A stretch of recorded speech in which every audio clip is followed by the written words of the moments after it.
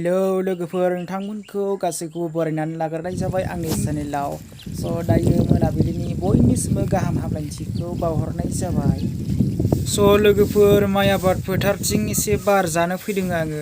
नोंथांमोना गाज्रि मोननाङा। दायो नै एसे बाराबो बिराद मोजां खोलो बारदोंआनो आरो माइफोराबो जाखांबोबायानो नै गोथां सोमखोर मासे समायनायै गुसु बार बारनायजों एसे थाजिम मोनो गोसोफोरा। लोगोफोर मोनसे खोथा आङो मोखांखौबो बारा देखायनाय जायासै। फार्स्टआव ससेल' देखायनाय जाबाय आङो। गाज्रि दामोन नोंथांमोना।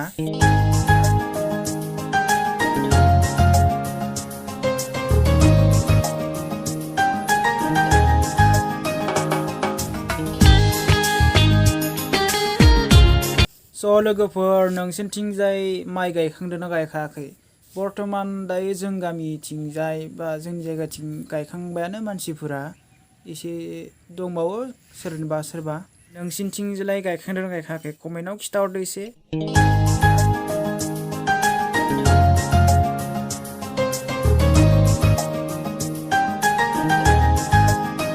लोगोफोर आङो आब'मोननावबो दसे हाबनानै बेरायना फैबाय।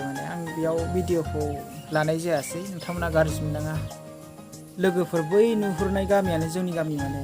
बे गामिया सानजाहा दङ, ओमफ्राय आङो खर'थिं दंफैयो दायो। ओमफ्राय थांसै दायो न'हा। बाय लोगोफोर।